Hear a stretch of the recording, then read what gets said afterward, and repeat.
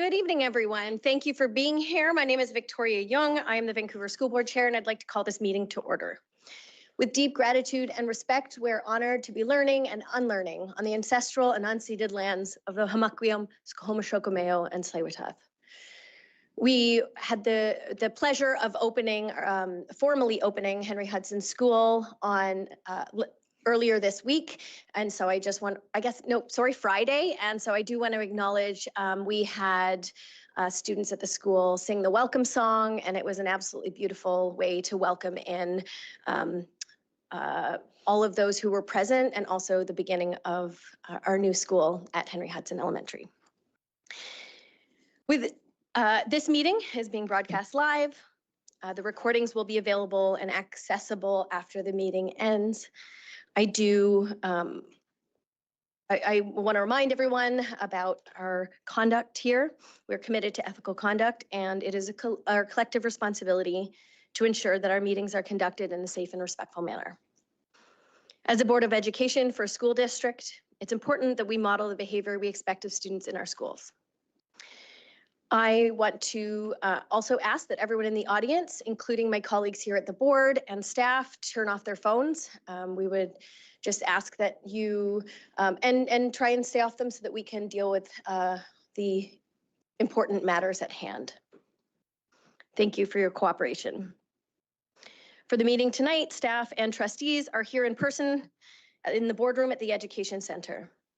I welcome Superintendent McGregor, Secretary Treasurer Coughlin, and my fellow trustees, and also some senior staff who are here tonight. And I will ask that you introduce yourselves, starting with Alfred or Trustee Chen, please. Alfred Chen, trustee. Preeti Friedkot, trustee. Lois Champetley, trustee. Janet Fraser, trustee, she, her. Susie Ma, trustee. Christopher Richardson, trustee. Trustee Reddy, she, her. Thank you. And we have regrets tonight from Trustee Zhang. Before we consider the items on the agenda, I'd like to extend my gratitude to inheritance rights holders, stakeholders, and students, and member of the school community and the broader public for sharing their views and perspectives on the proposed closure of Sir Guy Carleton Elementary School, which is item 3.1 on the agenda this evening. We will now move to section 2, which is the adoption of minutes. 2.1, public delegation meeting of November the 24th, 2025. Trustee Ma, do you have a? I will move. Special public delegation meeting of December. I'm going to read them all and then we'll move to that. Thank you so much. Special public delegation meeting of December the 15th, 2025. And 2.3, which is matters arising, and under matters arising, I believe that is what you would like to move in second, which is to adopt, or to move, is the adoption of the minutes of the 24th of November and the December 5th. Right. Thank you, Trustee Ma. Is there a seconder? Trustee Friedkot, thank you. Seeing no objections, we can adopt the minutes. Okay, wonderful. Thank you. Matters arising. There were none, so we'll move to item 3, which is new business. I'll ask Superintendent McGregor to introduce the item, and I do just want, for those watching and those who are here tonight, we're going to get a little bit of context before the matter comes before the board to discuss. So Superintendent McGregor. Thank you, Chair. Trustees, this evening we will provide an overview of the rationale for the proposed closure of Sir Guy Carleton Elementary School, an overview of the engagement results, and provide an opportunity for trustees to ask any questions that they might have. I would like to remind everyone that this important decision in front of the board this evening is solely about the proposed closure of Sir Guy Carleton Elementary School. This process is governed by VSB Policy 14, school closure. It is important that your decisions are based solely on the materials and the engagement feedback received during the formal VSB engagement process. Through the chair, I would like to pass things over to Jessie Gresley-Jones, Executive Director of Facilities, to get us started. Thank you, Chair. Thank you. Jessie Gresley-Jones, please take it away. Thank you. Next slide, please.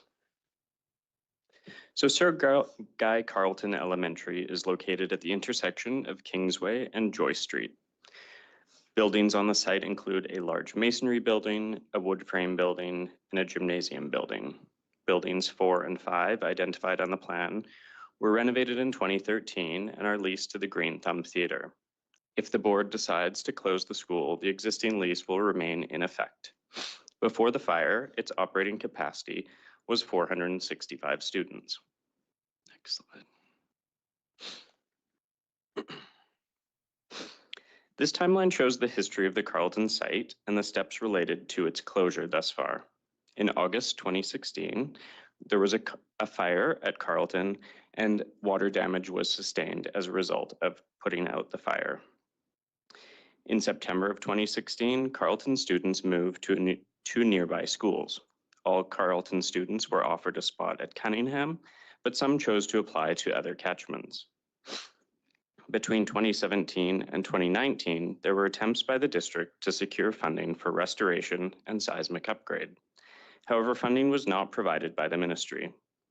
In 2023, the board approved adjusting the Carleton Elementary School catchment to the footprint of the school site.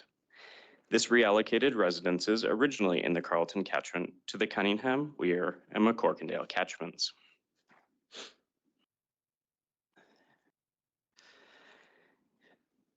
Engagement for the closure process was first initiated in 2023 in June. However, this process was paused until a review of enrollment projections could be completed. Updated district enrollment projections were presented in June 2025. The Carleton closure public engagement was restarted in October 1st, 2025. Feedback has now been provided to the board, and the board will make a decision on the closure this evening.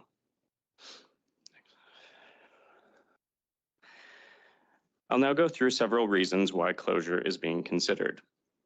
The fire caused significant damage to the building, along with water damage while the fire was being extinguished. The unoccupied buildings continue to be vulnerable to vandalism, graffiti, and have ongoing issues with flooding of the ground floor. The buildings continue to significantly deteriorate. Funds are used to make only critical repairs that address vandalism, break-ins, servicing required for sprinkler systems, heating, and necessary maintenance. Spending does not include any restorative work or preventative maintenance for the buildings to make them operational. The Carleton site continues to carry significant maintenance costs, roughly $65,000 per year, or $650,000 to date, to keep the vacant building safe and secure.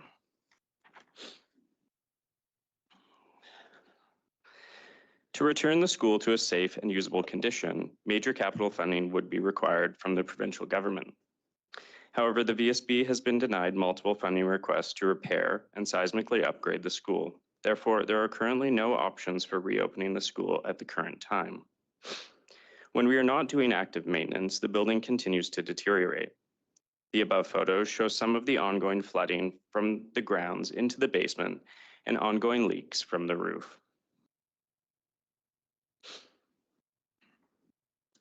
On January 30th, 2023, the board approved adjusting the Carleton Elementary School catchments to the footprint of the school site. All students who previously attended Carleton are now attending or have graduated from secondary schools. Families in the former Carleton catchment are now part of other catchments, and you can see the two maps of the catchments before and after the adjustment.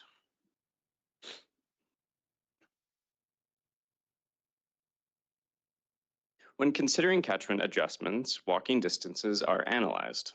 This analysis was undertaken in 2023 prior to the boundary adjustments taking place. Maximum walking distances, which is the distance from home to school, are shown on the map. Cunningham and Weir catchments have a maximum distance of 1.4 kilometers. McCorkindale catchment has a maximum walking distance of 1 kilometer, and the average maximum walking distance within elementary catchments is approximately 1.27 kilometers. Another important factor to consider is enrollment history. In the years leading up to the 2016 fire, Carleton experienced a gradual decline in enrollment. The gradual enrollment decline in the schools surrounding Carleton, including Cunningham, Weir, McCorkindale, Norquay, Grenfell, Bruce, and Collingwood Annex, was observed from 2007 to 2021. Moderate enrollment growth has occurred since 2021. The Carleton fire in 2016 reflects the drop in available operating capacity from 2016 onwards, as noted in the right-hand graph. As previously noted, this process was paused for enrollment projections to be updated. In June 2025, these projections were provided to the board outlining several forecasts broken down by catchment. Staff undertook a review of various data sources and presented a range of possible projections that can better inform short, medium, and long-term planning. Current data shows relatively stable student enrollment in this area. Increased student enrollment from new developments in the area can be accommodated within the existing and nearby schools. This graph illustrates the projected enrollment for the schools surrounding Carleton. Historical is on the left, 2 charts, and forward-looking on the right, 2. The first projection developed in the enrollment update uses localized data from Barriger planning software, plus local knowledge of development potential. The Barriger plus local knowledge model combines demographic data with local development information, including citywide policy, transit-oriented development, rezonings, and development permits to inform enrollment assumptions. This model projects enrollment to remain within the operating capacity. It is important to note that given the neighborhood level factors, Barriger plus local knowledge projections only extend to 15 years in the future. The second projection in the enrollment update uses Metro Vancouver population data, which is less precise due to the long-term outlook, but can be used to supplement strategic planning decisions.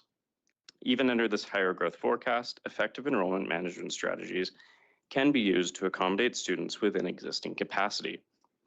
It is important to note that in September 2025, Metro Vancouver average annual net population growth projection was revised from 50,000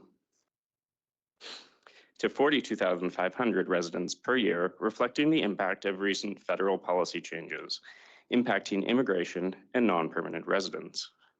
While Metro Vancouver is still anticipated to grow in future years, it is growing at a slower and less predictable pace. The Metro Vancouver population modeling included in the June VSB enrollment update is not reflected of this most recent change. As this data was just released, staff are reviewing the impacts of the revised Metro Vancouver projections and will continue to monitor any future changes. It is also important to note that the federal government has made further changes to immigration policy in November that could further compound this impact. Excuse me. Next slide.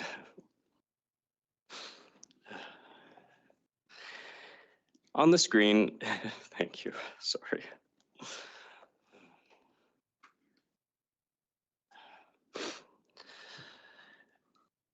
On the screen, you'll see the nominal and the operating capacity of the surrounding schools. The nominal capacity is the number of students a school was originally built to hold based on its physical layout. The operating capacity is the number of students the school can currently support, considering how spaces are used and the required staffing levels.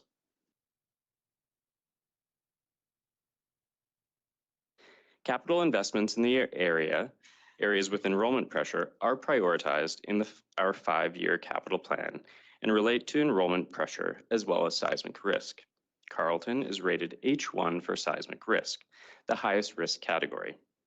There are no seismic upgrades or school replacement projects for Carleton currently prioritized or supported by the province because nearby schools have space available to accommodate enrollment. Closure is also being considered to enable the interests of the CSF. The CSF is a unique school district in BC that provides French first language education to students across the province. CSF is not geographically bound, has schools throughout the province, and it serves Francophone students province-wide, ensuring access to education in French for those with rights under Section 23 of the Canadian Charter of Rights and Freedoms. In May of 2005, the BC Supreme Court ruled that the VSB must reasonably consider and balance the importance of minority language education as a value underpinning Section 23 of the Charter. Prior to this ruling, in January 2024, the CSF made a request to the VSB to acquire the Carleton School site. CSF identified using the school site for a new secondary school for Francophone rights holders in the area. On November 14th, 2025, the CSF reiterated their interest in the Sir Guy Carleton site, noting that the CSF has a significant population of students residing in East Vancouver who would benefit from local access to Francophone secondary school. The acquisition of Guy Carleton site aligns with both the CSF long-term education planning and the constitutional obligations under Section 23 of the Charter, which guarantees Francophone families access to schooling in facilities comparable to those of the majority. Before the board can consider the sale or lease, the disposal of a site, it must first make the decision on the proposed school closure. A separate formal process for land disposition would take place should the board choose to proceed under Policy 20, disposal of lands or improvements. In summary, there are several factors leading to the consideration of closure. As the VSB does not have the funds to restore Carleton Elementary and the provincial government has not approved funding to restore it, there are currently no options to reopen the school at this time. As mentioned earlier, operating funds are being spent annually to keep the school buildings secure and safe. These funds could be directed towards supporting students and schools in active use. And now I will turn it over to our Director of Communications, Patricia McNeil, to discuss the engagement process. Thank you, Jesse. Patricia McNeil. Thank you, Go ahead, Chair. Thanks. Through you. Next slide, please. As noted above on the slide before you, and generally through all of our engagement activities, we follow the International Association Public Participation's standards for communications and best practices when it comes to engagement. As noted on the slide here, the engagement regarding the proposed closure of Sir Guy Carleton officially began on October 2nd. Some very early engagement activities with particular groups was very helpful in informing our broader engagement moving forward. This included meeting with the PAC executives of nearby schools, Indigenous rights holders, as well as some of our stakeholder groups. As I said, this helped refine and inform our broader engagement activities in the coming weeks, as detailed in the engagement summary report on page 9. Most notably, the community sessions, as a result of feedback we heard from PAC executives, included translation support, child minding services, and additional refreshments to help boost participation. Also, we've received some very helpful insights from some of our stakeholders who helped advise on other community organizations to inform, as well as some preferred channels to promote the various engagement activities. Next slide, please.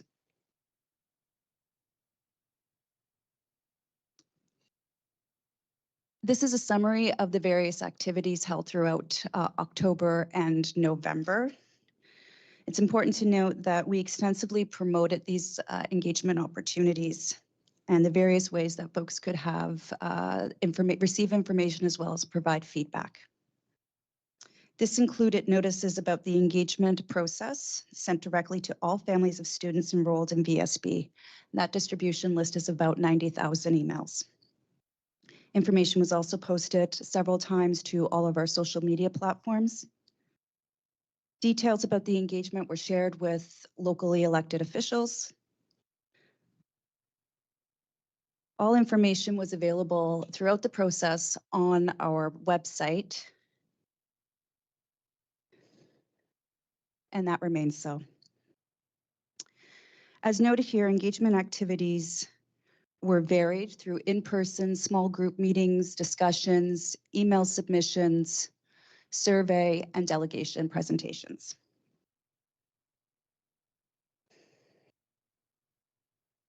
Some of the highlights of the engagement included a formal feedback session with stakeholders at the Facilities Planning Committee. 2 information sessions were held. One was in the community at Weir Elementary on October 23rd, and another the week following via Teams, a virtual session. Next slide, please. The image before you was taken at the community session held at Weir Elementary. Throughout all the engagement activities, there were about 1,500 touch points. We heard a range of responses from participants. Some consistent themes raised included very strong attachment to the school, consideration of future neighborhood growth and impact on school capacity, and opposition to the sale of school property. While this was not unanimous among participants, it's reflective of the feedback received via all channels and opportunities. One of the primary mechanisms to gather feedback was a survey. That survey was open from, get my dates right here, October 21st to November 26th. It received 1,478 submissions, and that may include partial responses or repeat visitors. Respondents in the survey were divided about whether they support or oppose the proposed closure, with about 41% of indication of supporting, 43% opposing, and about 16% noting that they were unsure. And I'm happy to take questions if there's any from the trustees. Thank you. I'll ask the superintendent to comment before we go to any clarifying questions. Thank you, Chair. I wanted to thank Patricia and Jesse. I want to emphasize that this presentation and recommendation deal only with the question of school closure. It does not address the future use of the property after a closure decision is made. If there is a closure decision made this evening, decisions related to any alternate use of property would be made by the board at a later date in accordance with Policy 20, Disposal of Land or Improvements. With that context, I would like to now turn it back to the chair, and staff would be happy to answer any trustee questions they might have about the report before they consider the recommendation this evening. Thank you, Chair. Thank you. I'm going to look to trustees to see if there are any questions for clarification from either Jesse Gresley Jones or Patricia McNeil. Trustee Fraser. Are the clarification questions solely on what is presented this evening, or can it be on anything related to? Anything related before we go into trustees' comments? So, I have a question about the letter that the board wrote to the Minister of Infrastructure and Minister of Education and Childcare. And it was a request that the province advise whether it will support the funding of the Conseil's possible acquisition of the Carleton site, or if the province is advising the VSB that it will support the repair and seismic upgrade of Carleton for use by VSB students, with the request that we get the information back before our meeting this evening. And your question is? Was there a response? I did not province? receive personally a response. The letter did come from me, and it's on our website and in our package for those, our engagement package for those who are following along. I did not receive a response, but I will ask staff if there was a response that came through to them, whether it be through ministry staff or from the minister themselves. Through the chair, yes. Today I received correspondence from staff at the Ministry of Education and Childcare, which indicated their support and confidence in the VSB's process of working through Policy 14. Thanks, Chair. Was that the entirety of the email? Did they address the questions that we asked in our email to the ministers? That is the messaging that I received today from staff. Thank you very much. Are there other questions from trustees? Trustee Richardson. Just a question of staff to further that. Were there any other responses from any other parties in terms of a response to the inquiry of the chair? The superintendent? Through the chair, no. Trustee Richardson, any follow-up or we'll move? Okay. Are there any other questions for either communications on the engagement process or to Director of Facilities, Jessie Cresley-Jones? Trustee Friedkill. Does the staff know how many times we have submitted a business case to the provincial government? I will refer your question to our Secretary Treasurer, Flavia Coughlin. Thank you, Madam Chair. I'm aware that multiple requests have been submitted for funding for the remediation after the fire. The first request was to the Schools Protection Program for remediation under the insurance plan. And then subsequent requests were made through the 5-year capital plan that the board submits annually to the Ministry of Education. It was supported at one point, and in 2019, the ministry has asked the school district to prepare a project definition report so that the province can consider whether or not to fund the project. And the school district, based on my review of the records, has submitted a project definition report to the province. And there were numerous conversations with provincial staff with respect to the project definition report and the information contained in that report.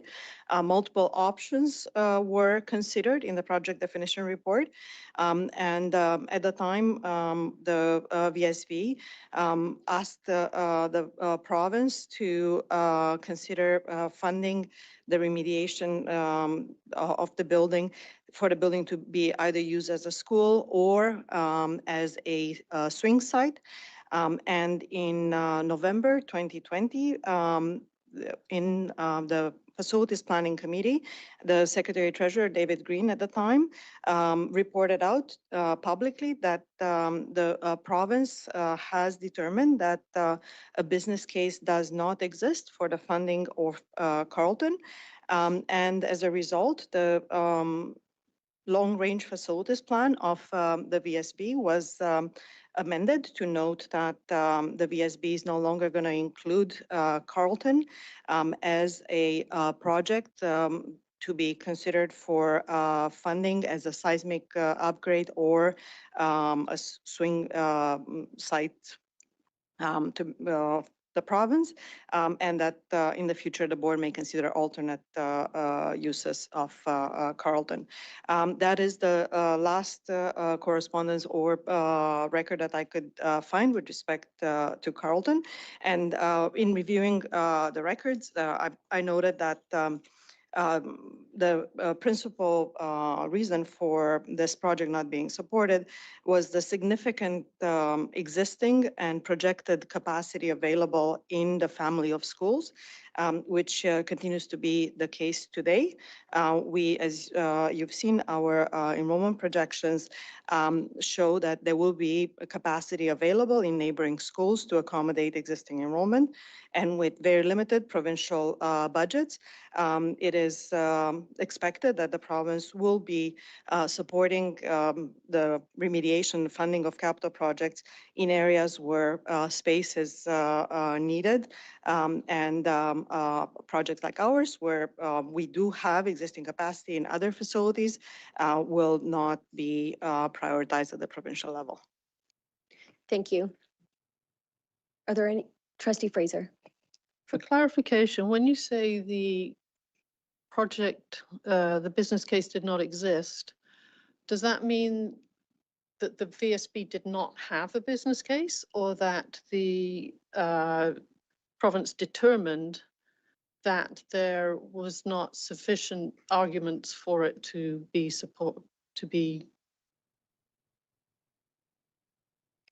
I will read to you the committee meeting minutes from November 25, 2020, in which it is stated, the Secretary Treasurer provided a verbal update on Carleton Elementary.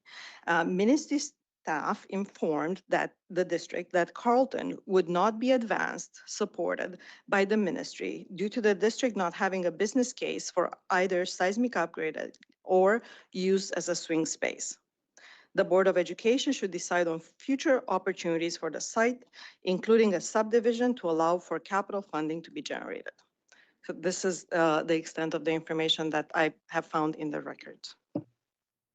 Thank you. Trustee Fraser, a follow-up? Okay, Trustee Friedcoat? Thank you. Through the chair, just want to clarify again. So VSB never did a business case. Because it does say by the Secretary Treasurer at that time, David Green, that the business case does not exist, right? For clarity, in this vernacular, business case, it's really meant to say that the project definition report that was prepared by the VSB did not support the funding of the project. It's not that the analysis was not done, so all the work, different options were canvassed, the work to prepare enrollment projections, to prepare the cost estimates for the project, all that detailed work was done. But on analysis of all that work by ministry staff, they determined that this particular project is not something that the province would like to fund, as it does not make business sense from an investment perspective. Trustee Chen? Thank you, Chair. I think I should ask this question earlier, but this question just come up to my mind right now. Didn't we have insurance policy to cover the damage for the fire? Secretary Treasurer? The insurance that the VSB has is through the School Protections Program. This is an insurance plan that is managed by the Ministry of Finance, the Risk Management Branch of the Ministry of Finance. And when a claim is filed, there is a determination on whether or not that particular claim is going to be honored based on the future need for that facility. Thank you. Are there any other questions for clarification before we speak to the motion? Trustee Friedcoat, do you have a follow-up? Thank you. Just to follow up on Trustee Chen's question. So basically the insurance claim was denied. Secretary Treasurer? That is correct. The only funding that was received by the VSB after the fire was for basic remediation and securing the building, not to fully restore the building to be usable again. And for clarity, there was a small amount of money that was received, and is that ongoing or was it a one-time cost? The amount that was received was a one-time funding to secure the building. No ongoing funding is being provided for Carleton. Thank you. Okay, seeing no other questions, we will now consider the recommendation. The recommendation is to give 3 readings at this meeting. This means that if the motion passes, decision will be finalized tonight. The motion reads that the school district number 39, Vancouver, Sir Guy Carleton Elementary School closure bylaw 2025 be given 3 readings at this meeting. Mover, Trustee Chan Pedley, seconded by Trustee Richardson. Thank you. Let's discuss. Okay, would you like to open, Trustee Chen Pedley? Thank you, Chair. Take off. Okay. this is not an easy decision and it should not be framed as one. Sorry, actually. Oh, just move the thing. Okay. This is about the 3 bylaw readings. I could have been clearer on that. Okay. Apologies. So this is about the 3 bylaw readings, and then we'll go to the motion, which is first, second, and third reading. Okay. Correct, Secretary Treasurer, just so that, Yes, at this point, the board is considering whether or not to give 3 readings tonight. And the separate decision is going to be related to the closure bylaw. thank you, and apologies for the Okay. miscommunication. Would you like to speak to the 3 bylaw readings, or we'll just go to a vote? No, we can just go to vote. Thank you. Trustee Ma, you would like to speak to this? I actually have a procedural question. Sure. So I would like to move a substitution motion. When would I do that, please? As we are in discussion, it has been seconded, I believe procedurally, you could do it now, I think Okay, so. thank you very much. So I brought copies. So I'm going to hand 1 copy to the secretary. Yeah, Would but you please- can I just give it to her? Okay, you will? Okay, thank you. All right, so I'm going to move that there be a further pause to the proposed closure of Carleton Elementary until we, A, make a renewed request with an updated business case to the Minister of Education and Childcare and the Minister of Infrastructure to fund the repair, restoration, and seismic upgrading of Carleton for the school to be reopened. B, hear back from our request as to whether our request is approved or denied. And C, consult with the community organizations and the City of Vancouver on uses for the property that serve the residents of the area, and in particular, a focus on how it reflects the Vancouver Official Development Plan. So I will move that. I don't see a seconder, so okay, trustee Reddy, seconded. Would you like to speak to that, or was that enough rationale to get conversation going for you? Actually, I have also a document that I prepared too. It's actually a very poorly copied, because I couldn't get it off the Vancouver City's website. It's the actual page that talks about public schools from the draft Vancouver Official Development Plan of October 2025. So I have copies of this. So do you think trustees, I should give it to trustees? Feel free to distribute, and I can pass them down to the other side of the table.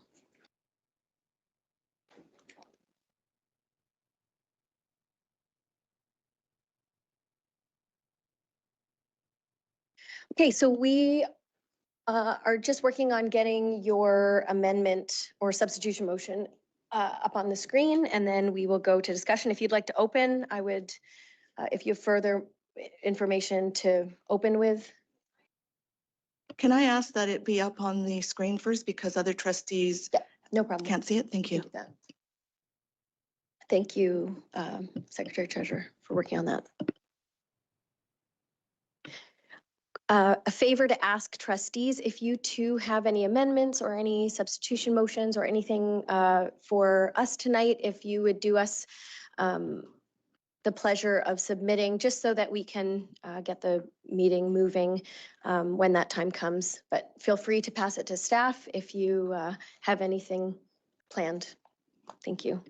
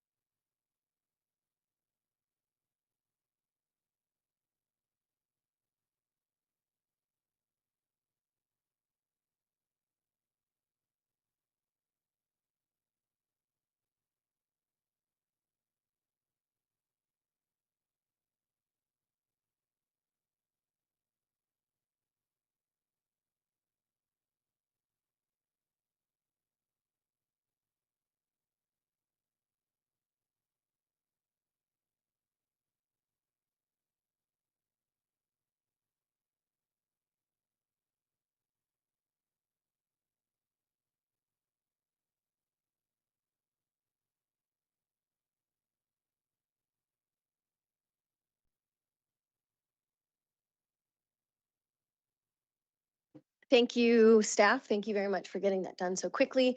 And again, if you do have anything written up, feel free to send it to staff through Teams. We can get it up on the board.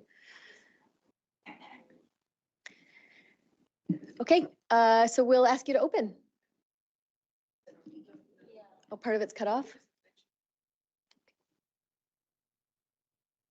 There's a slight delay.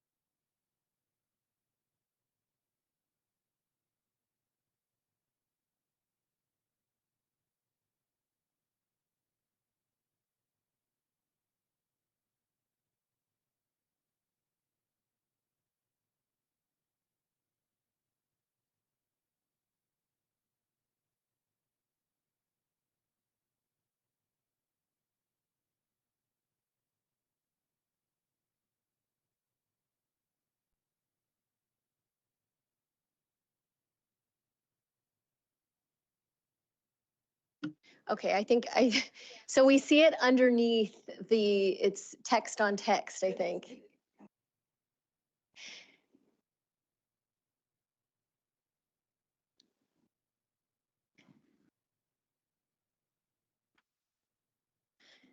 Thank you very much. Trustee Ma? Would you please open? Thank you. All right, so we are about to make a decision that is going to change history for not just this community, but for the city at large. And we need to make sure that the decision that we're making is going to be a sound one, full of facts, and also be able to be substantiated if we are going to be making this decision.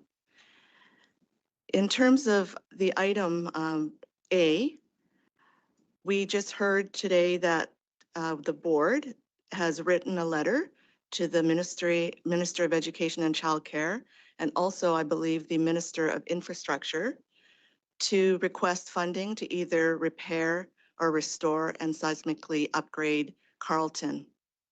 We have not heard back from both ministries. I think we need to do that before we can proceed.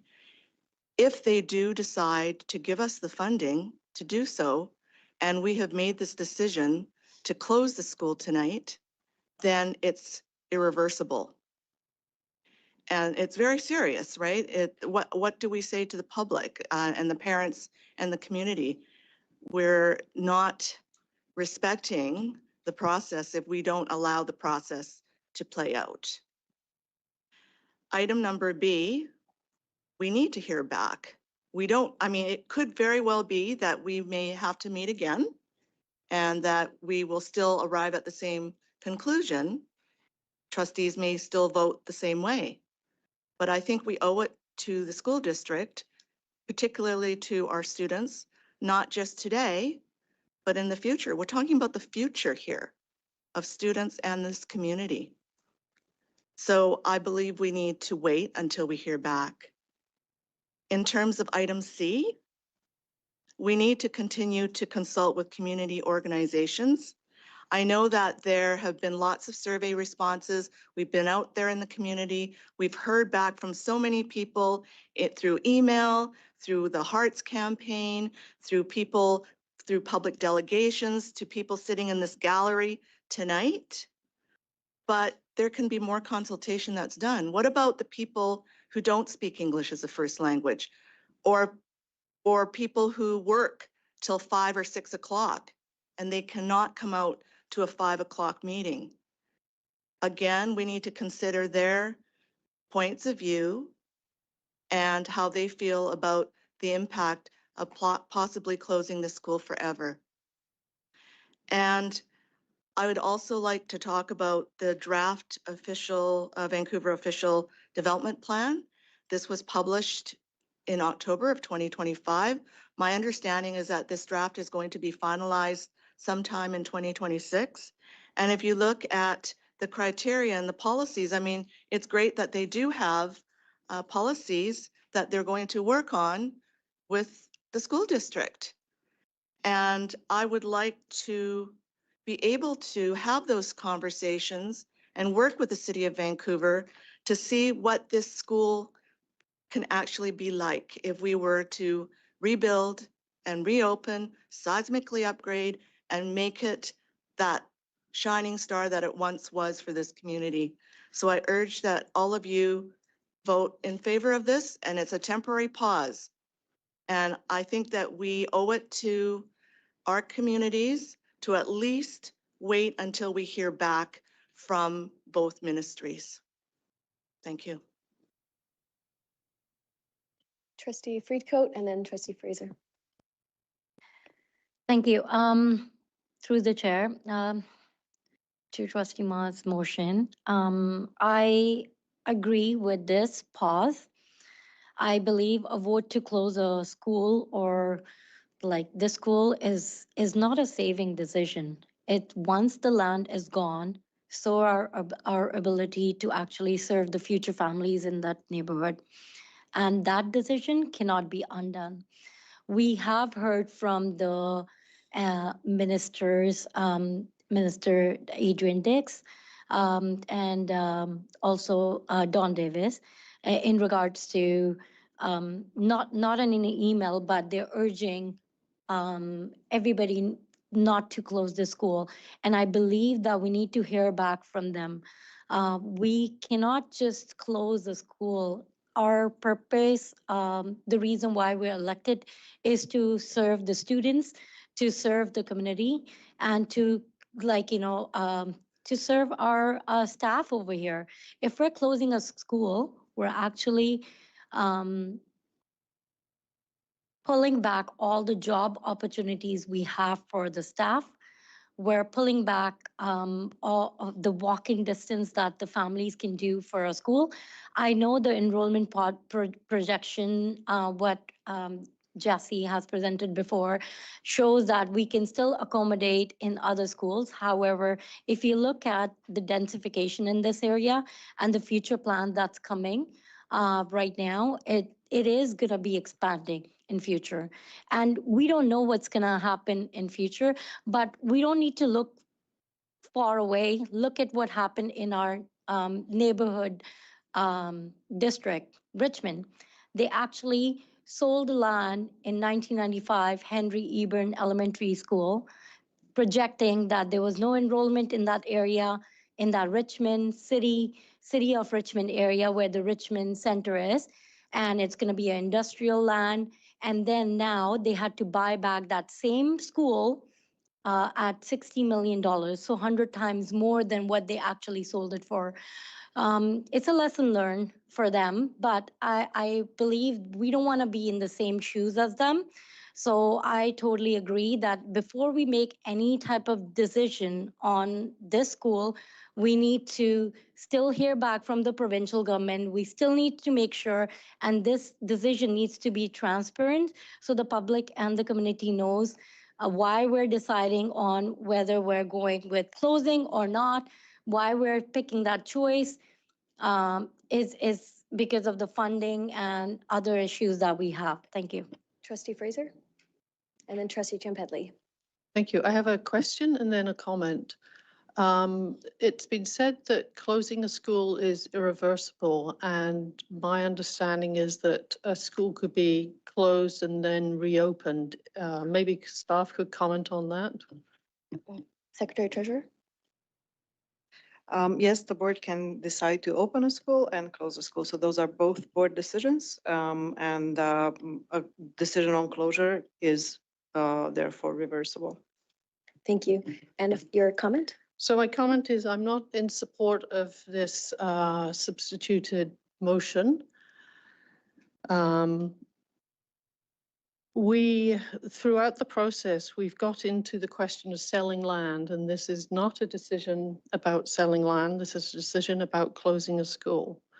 We have asked the ministry for confirmation before this meeting if they were to fund a VSB school on this site. And I look in the correspondence submitted as part of this process, and there's a letter from the CSF in October of 2025, in which they made reiterated their request, reiterated their request for the province position on the Conseil's request to acquire the Carleton Elementary School site for the construction of a secondary school. So the ministry has had these requests before them for a long time, and they have not decided to fund either us, they have not decided to fund the CSF, and they have not let us know either way what's going to happen. And I think the funding from the CSF is the key factor in the future of this site.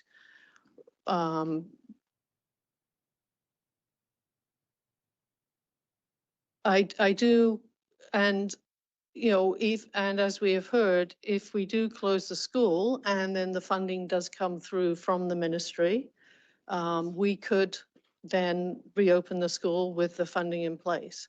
We do have a capital plan submission process, so we would have to make a submission under that to get funding. I think part 3 of the motion is focusing on surplus decision and then disposal. And those two aspects of the School Act talk about possible land use in the future. And that's something that we've heard a lot about during the delegations and in the comments and in the emails about what the possible uses of this site are. But this is not a decision about land use. If the board were to go into a surplus process, then certainly we would have extensive consultation at that time. But we are currently on the closure decision. So I think it's too early to have that extensive consultation, as the use of the land is not up for discussion. VSB owns the land at the moment. If the school remains open or if the school is closed, we will still own the land. Thank you. I believe it was Trustee Chan Pedley next, and then Trustee Chan. Thank you, Chair. I believe one of the most important pieces to be considered tonight is Section 23 of the Charter of Rights and Freedoms, and this amendment does not address that. Given the decision by Justice Gomery, I believe there is a lot of urgency in discussing the closure this evening. I don't think, so items 1 and 2 here, we've done variations of that for more than 9 years, and each time we've done this, we've had no for an answer, and I don't think doing it again will yield any different answers. I agree with the previous speaker that item 3 it should be a step that follows tonight, should follow the closure decision, and does not belong in the step. And then, unlike another previous speaker, I don't believe the land is not gone. Closure actually opens the doors that we currently do not have. It is the first step to discussing the best use of this land, and I urge the board to reject this amendment, since I believe it's of utmost importance that we discuss the original motion that it be decided on tonight. Okay, thank you, Trustee Chen. And I just want to remind everyone, we're talking about the substitution motion that is currently on the screen. Hi, thank you, Chair, and thank you, Trustee Fraser and Trustee Chan Pedley, to clarify some of the questions. I think you guys addressed most of it already. Just want to get double check for the clarification for number 3. So before we talk to Vancouver or how to use the land, we can just close the school first, and then we can open the door to discuss, right? So I think this number 3, I think we shouldn't discuss this item, right? Okay. Do you have a question? No, it's amend the number 3. But I mean, after we close it, right? I mean, we can still wait for the letter from the ministry. Is that correct? Yeah, so we are currently, we are on a substitution motion of the bylaw motion. So we can, procedurally, are we able to make an amendment right now? So are you asking to make an amendment right now, or are you just asking procedure? Asking procedure, it's like, Okay, Secretary Treasurer, would you comment on procedure of amending the current substitution motion? I believe that trustee Chen was asking a question on whether or not, if the closure decision happens tonight, the board can still wait for an answer before they make further decisions about the site. And that is absolutely the purview of the board. There, as we've stated multiple times throughout this process, this is only about declaring the school closed. What that means is that you cannot enroll students in a closed school. You cannot enroll students in that school.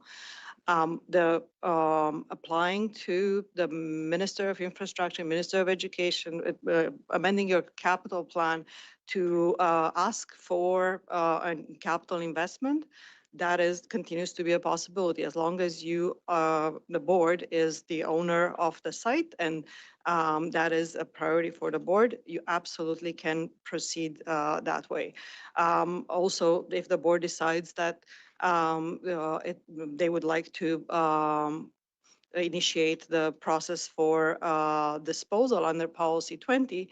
Under policy 20, there is a requirement for consultation, and that's where what's listed in point 3 of this motion, that's where it would happen. So after you make a decision on closure, you can, as a board, decide to direct the initiation of the policy 20 process or any other process that may enable the board to reopen the school in the future or use the property in different ways. Thank you. Do you have a follow-up? Okay, we'll go to Trustee Richardson and then Trustee Reddy. Thank you, Chair. I'm speaking against this substitution motion. I think this substitution motion may in fact maybe push those parties out in the community who in fact may be able to unlock funds that this board has not been able to secure over the many years. But I think that the answer to the question is that we have heard back. I think if we had, I believe, I mean, the comment is that staff did hear back from ministry staff in Victoria. And I'm sure if a check or some outreach to proceed was there, we would have heard about it.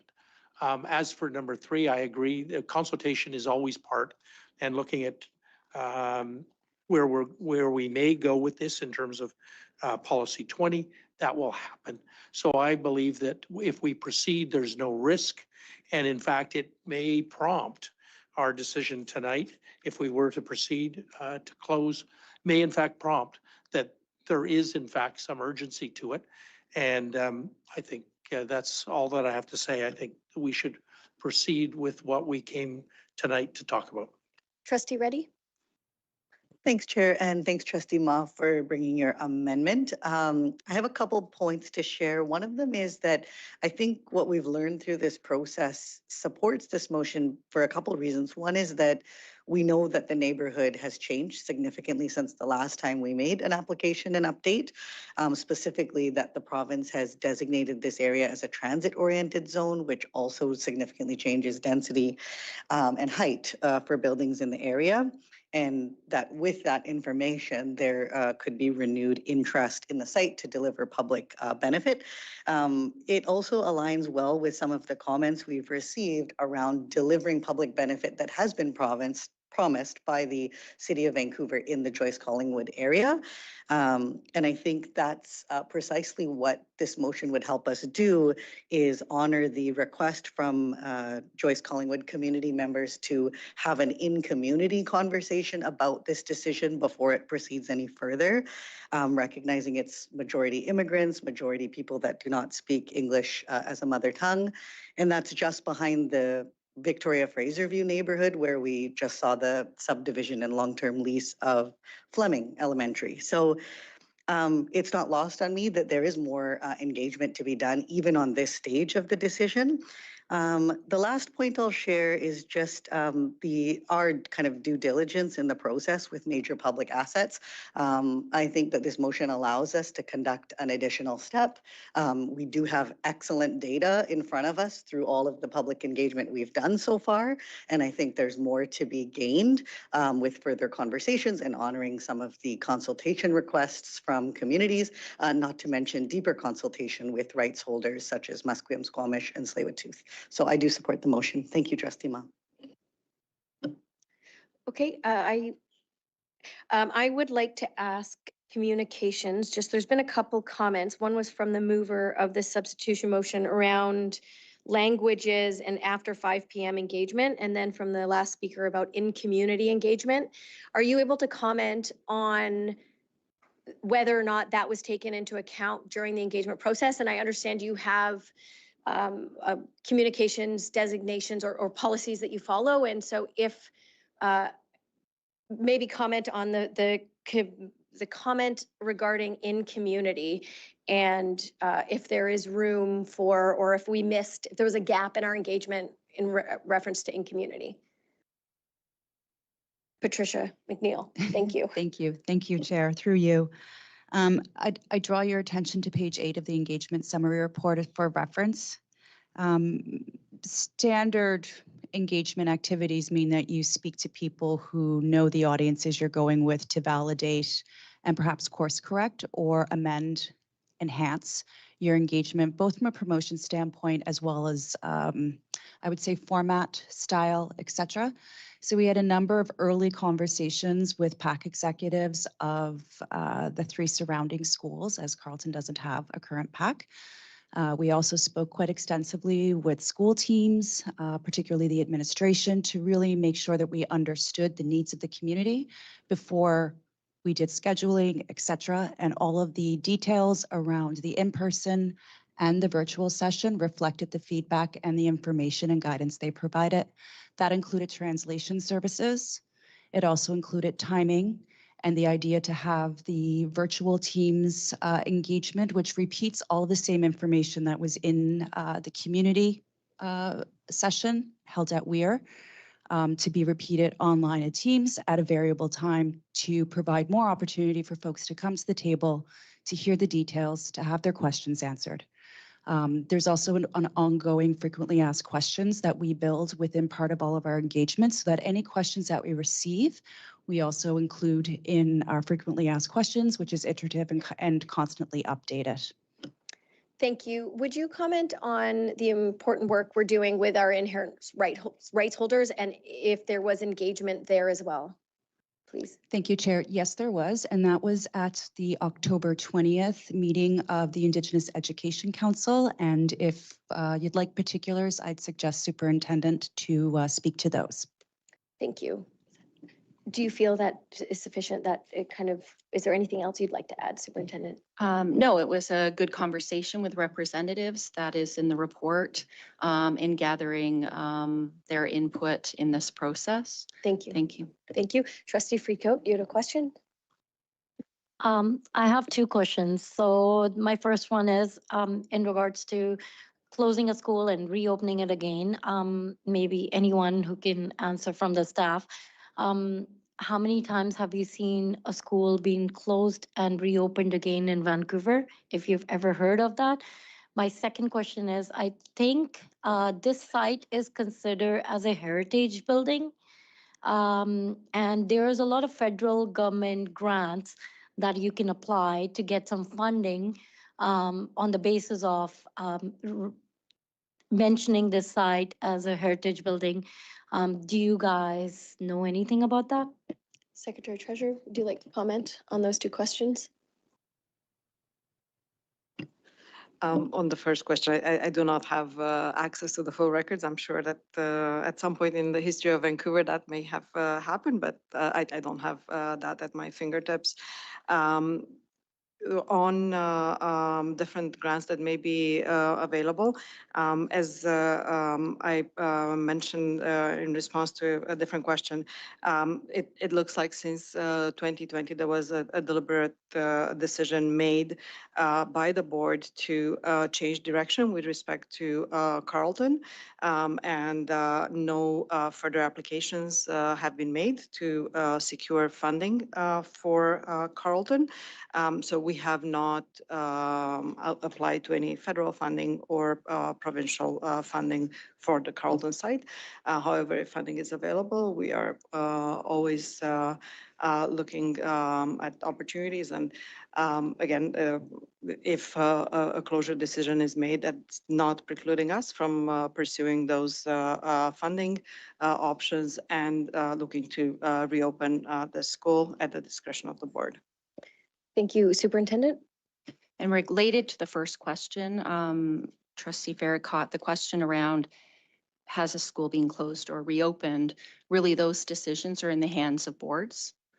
Closure or opening of schools is in the hands of a vote, majority vote of a board. Thank you. I don't see any other, Trustee Fraser? Sorry, thank you. A trustee previously mentioned that the consideration that we have to give to section 23 of the charter and the request from the CSF to have the site. And I think one of the pieces that is in that section is that timely implementation is important. So I'm concerned that if we do have a further pause, that we will not be doing timely implementation of our consideration of their request. Okay, thank you. Seeing no other hands, I'll ask Trustee Ma to close. Thank you very much. Okay, so I'd like to address number 3. There's been discussion that this should be part of a decision or part of the process after the school has been declared closed. This is not the intent of this pause motion. Basically, what we would be doing is we would be making a renewed request. We would be waiting to hear back from the Minister of Education and Childcare and the Minister of Infrastructure. And we want to find out whether there's going to be approval or denial. And while we're waiting for that, we continue to consult with community organizations and we think about possible uses. So it doesn't preclude, of course, if we go ahead with closure, of course we would do number 3 because that is in the disposal process. But what I'm saying is to pause it for now and wait to hear back from the 2 ministries. The other thing I would like to close on is there's been discussion about, you know, if we decide to close, can the school be reopened?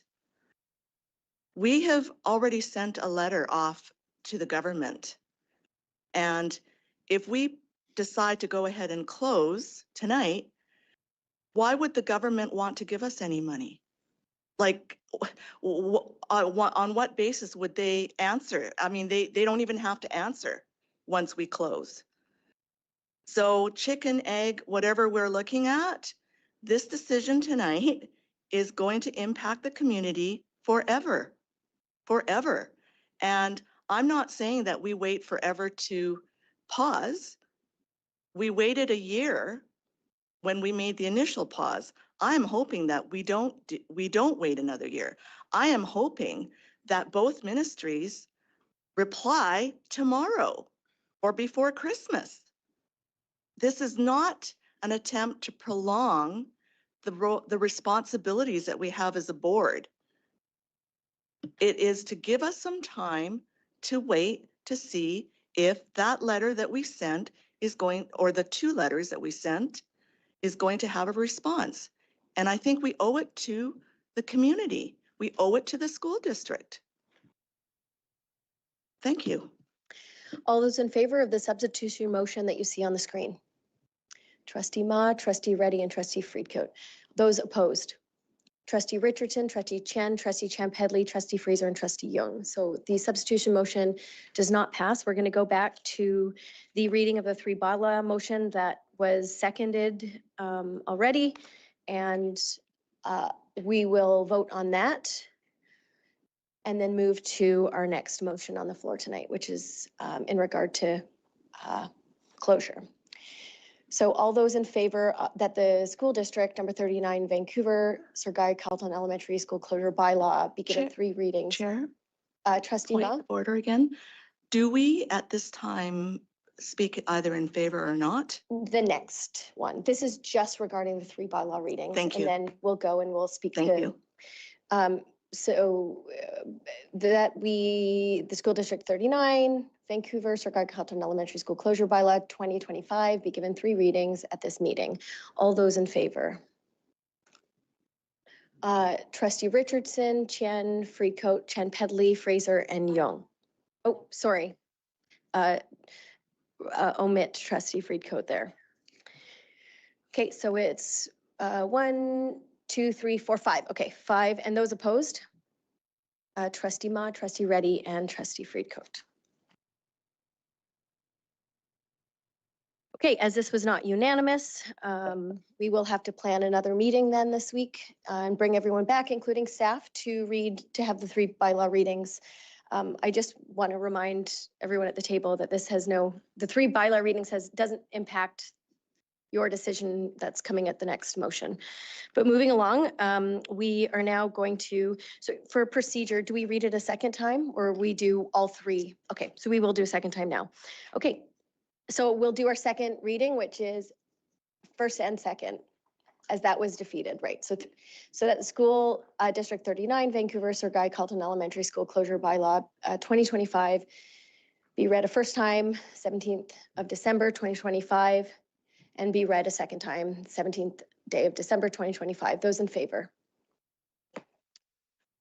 Or moved and seconded, sorry. Moved by trustee Richardson, seconded by trustee Chan Pedley. Those in favor?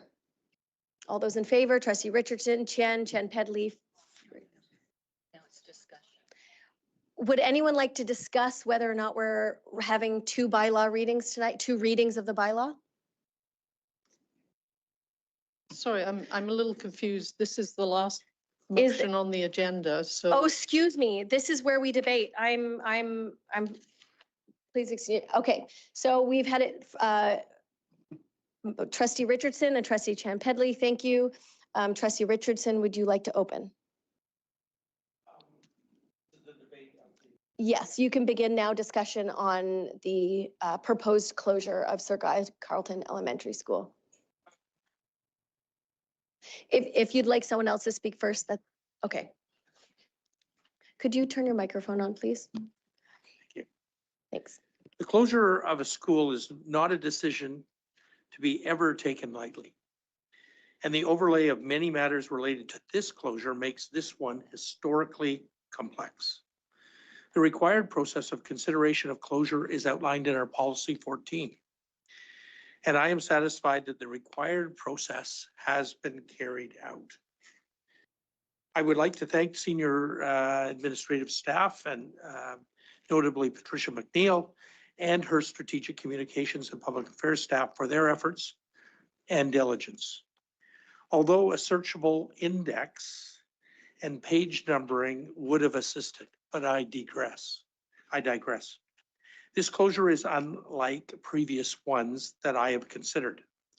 As a subject school, Carleton Elementary was decanted of students, and the Ministry of Education before and after May 9th, 2017 refused to provide a straightforward pathway to obtain the necessary funding to return the school to its previous pre-fire state, suitable to be an enrolling elementary school, albeit without any consideration of seismic upgrading.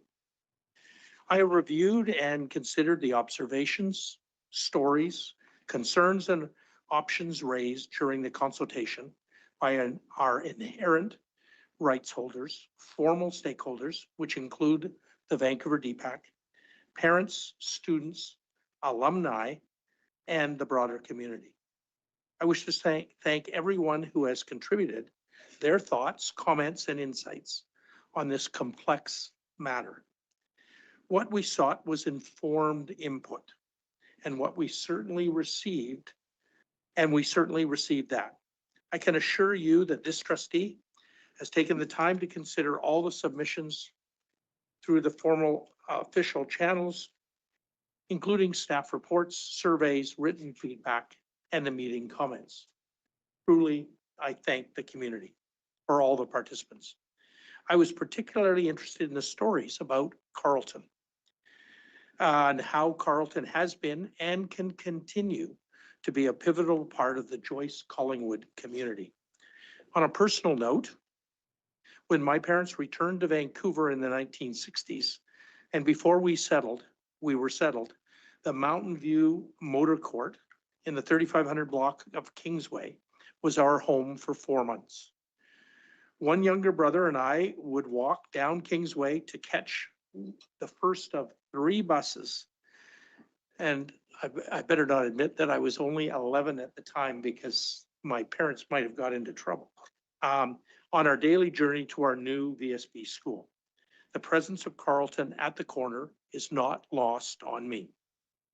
And consider the many factors surrounding this decision, I'm acutely aware of the impacts, in no particular order of importance, of number one, the systemic deficits that have plagued this public school district and our finances in the last several decades. An elusive burden that this decision will only scratch. Second point is the consistent lack of coherent and well-articulated rationale for the inadequate and inequitable operating and capital funding decisions of the Ministry of Education and now childcare. That in this case somehow precluded a pathway to a reopening of this school after the fire. This decision, or the lack of a decision based upon the 95% classroom seat requirement of the ministry at the time of the fire, was not rectified upon the change of government and subsequently through local elects, voicing then and to this day a claim to continue to support Save Carleton Together.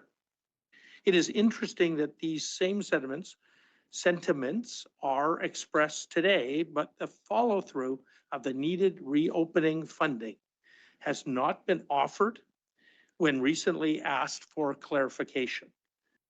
And I think although that was suggested, we haven't heard a response. Our staff did respond that a ministry or a government response was received. I'm not sure which of the 2 ministries it was from.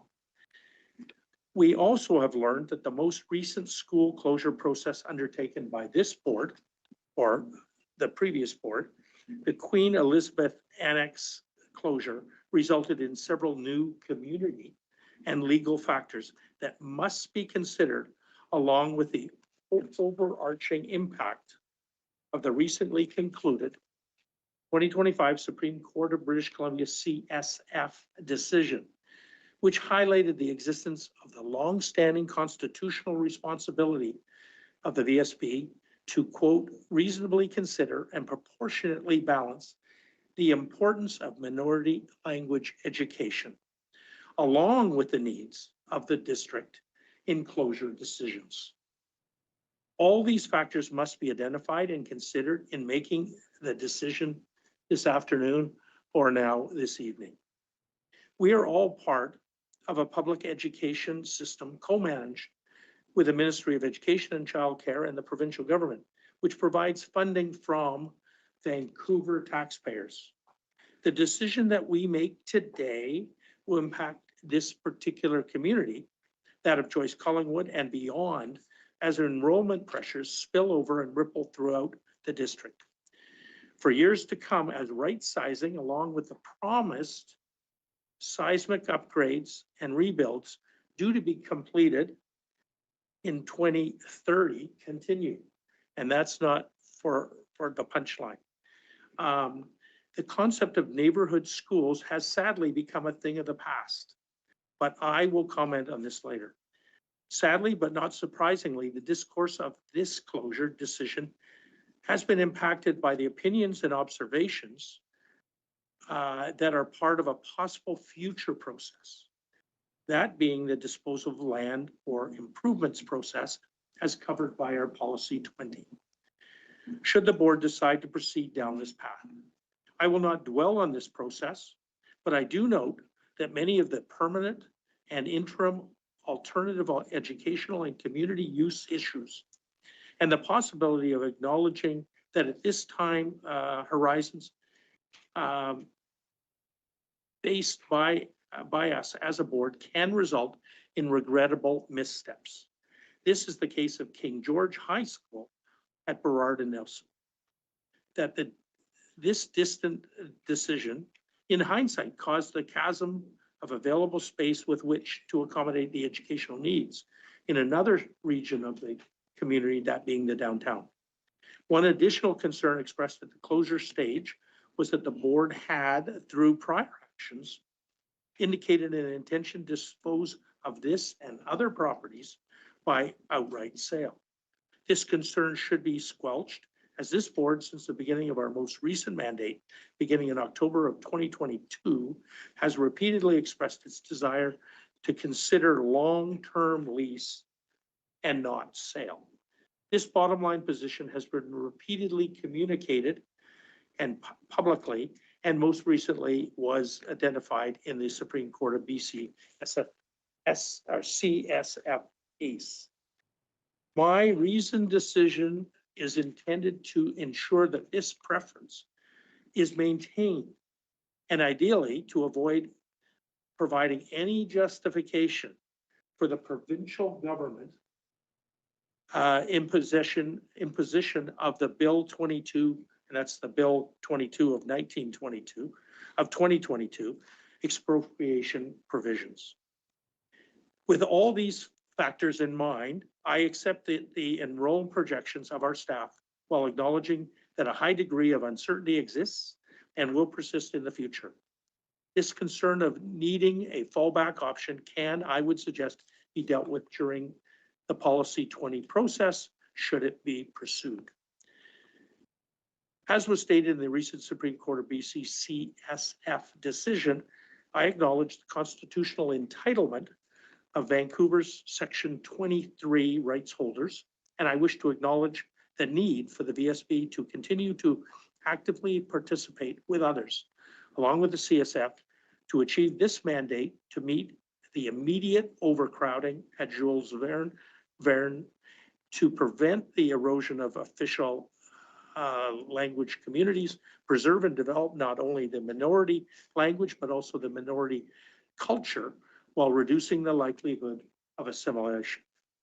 The most recent history has placed the CSF in an adversarial relationship with the BC government, and then more recently by involving us at the VSB.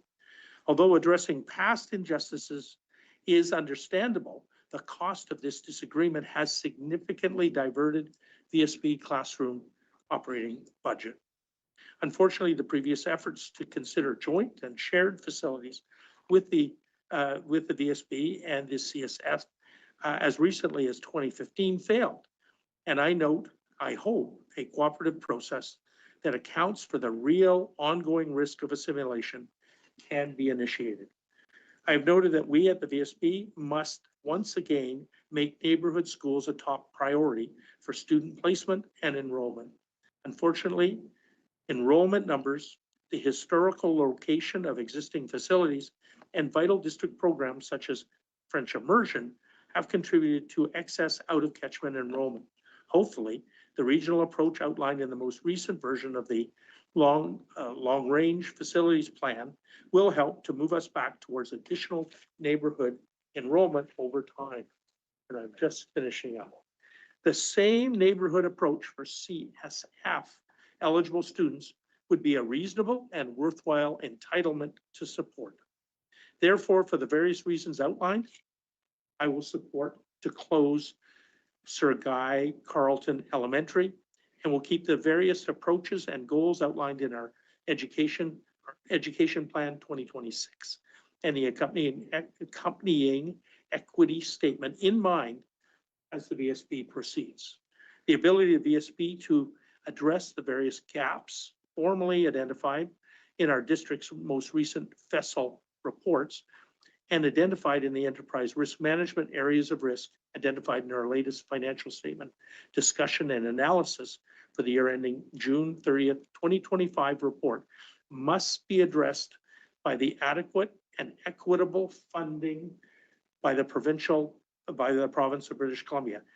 And a step towards this objective is the closure of Carleton. Thank you, Madam Chair and trustees, for allowing me to present my thoughts and rationale regarding this significant decision. Thank you. Would anyone else like to speak?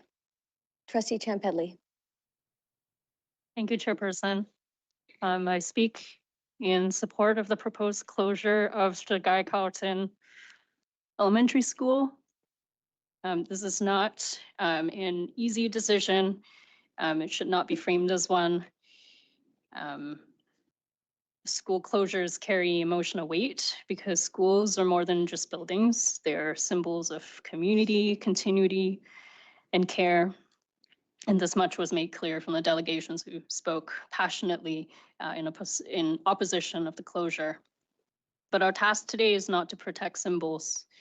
It's to steward public resources responsibly, to act lawfully, and to ensure that all the educational rights of all students are respected. My reasoning is as follows. The buildings at Sir Guy Carleton have sat vacant for nearly a decade, deteriorating, vulnerable to vandalism, more than $500,000 spent without a single student benefiting. These are operating funds that could have otherwise be spent in classrooms that are actually in use. Critically, this is not a case of temporary underutilization. It's abundantly clear that there's no viable pathway to reopening this school. The facility carries a high seismic risk rating H1. Multiple funding applications for restoration and seismic upgrades have been denied for the province, not once, but repeatedly. Our many requests have all fallen on deaf ears. This board cannot conjure capital funding where none exists, nor can it responsibly maintain hope for a reopening that every objective indicator tells us will not occur. Nor are there students waiting to return. All former Carleton students have long since been absorbed into other schools or have graduated. The receiving schools have capacity now and are projected to have capacity well into the future, even when accounting for development and growth scenarios. In other words, closure does not displace students. It recognizes a reality that has existed for years. But this decision is not only about operational efficiency and prudent stewardship of resources. It is also about constitutional responsibility. A potential alternative use of the site fundamentally changes the stakes of this discussion, and that is the expressed and ongoing interest of the CSF in acquiring the Carleton site for a Francophone secondary school. This is where Justice Gomery's 2025 decision becomes directly relevant. Justice Gomery held that when school boards address requests for underutilized or surplus sites, they must reasonably consider and proportionately balance the importance of minority language education as a value underpinning Section 23 of the Charter. This gets quoted a lot. I want to emphasize that this is not aspirational language. It is a legal directive. Section 23 of the Canadian Charter of Rights and Freedoms exists because minority language education cannot be left to convenience or chance. Francophone families in a majority Anglophone province are constitutionally entitled not just to instruction in French. It is their right that said education is accessed in facilities that are meaningfully comparable and reasonably accessible. And before I keep going, I want to remind all trustees that these are our neighbors and citizens of Vancouver's as much as we are, who just happen to be under a different school district for historical reasons. The rights of these public education students are under strain.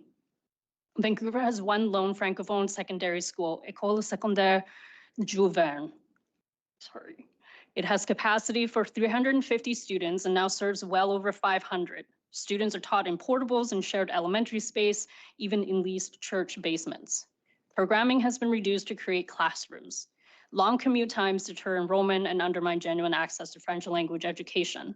The evidence is clear that access to French language education is not comparable to what is available to majority language students. The Carleton site in this dire backdrop becomes strategically significant. Like many delegations and other trustees have pointed out, the site is centrally located, which means it is accessible to Francophone families in East Vancouver, capable of supporting long-term growth in a minority language education. But none of that can be meaningfully considered until this board takes a legally required first step, formally closing the school. Closure, if we look at it through this lens, is not abandonment. It is a prerequisite for compliance with both our own policy 14 and the charter. Without closure, the board cannot even begin the separate, transparent process required to consider land disposition or transfer under policy 20. Keeping the school notionally open serves no students, drains resources, and delays the very constitutional balancing that Justice Gomery requires. And I mean delay, because if we don't make this decision tonight, it will likely be made for us. Some may argue that closure forecloses future options. I believe the opposite is true. Closure acknowledges reality and creates options for reinvestment, for reallocation, and for advancing equity in ways that the current status quo does not allow. Approving this closure does not erase the history of Sir Guy Carleton Elementary. It recognizes the best way to honor that history is to ensure that this site once again serves students in real classrooms, rather than standing vacant as a reminder of what can no longer be sustained. Thank you. Trustee Reddy. Thanks, Chair. I just have a point of order. So when we just went back to the original motion for the 3 readings, it wasn't successful. So my understanding is that we would only vote on the first reading and have limited debate on that particular item rather than the whole, because it sounds like we're getting into the whole motion, which we voted Yeah, against. so we vote on 3 readings, and if that is, if that does not go through, which is what happened, we do the first 2 readings, and the 3rd reading we have scheduled in our calendars already for a couple days from now at 12 noon. Is it tomorrow at noon? Tomorrow at noon. So as we've done in other meetings as well, we, if we can't do all 3 at once, we do the first 2 and then we reconvene to do our 3rd reading. Yep, please go ahead. Thanks, Chair. Yeah, just to follow up, and maybe the Secretary Treasurer can help clarify, was just around the limitations of debate in this case. Sure, Secretary Treasurer.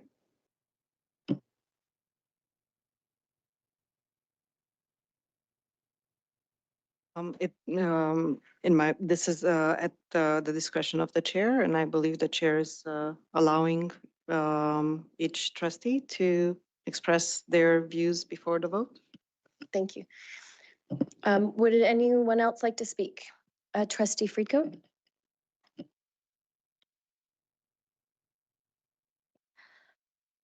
I just want to emphasize again that this school is located at Kingsway and Joyce. It's 800 meters of within 800 meters of SkyTrain and a provincially designated transit-oriented area. It is sitting on a city's fastest growing and most densely developing corridors at this moment. Families are moving in, towers are rising, and a long-term demand for public infrastructure is increasing. School in walkable, high-density neighborhood are not liabilities, they're essential public assets. $65,000 cost per year to keep a school open is such a short-sighted cost. VSB has spent way more money in legal fees. Enrollment projections can be changed anytime. No one knows what's going to happen tomorrow. We had no idea about COVID either. The site itself is irreplaceable. 6 acres of land, founded in 1896, and a title of a heritage building.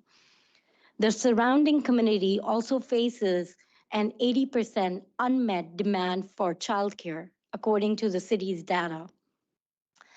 Closing a neighborhood school in an area of growing family needs run counters to responsible planning. Importantly, closure is not the only option. The site could be shared, subdivided, including potential use by CSF while keeping Carleton open. Additional funding pathway could be pursued through heritage restoration grants, strategic partnership, and future provincial support.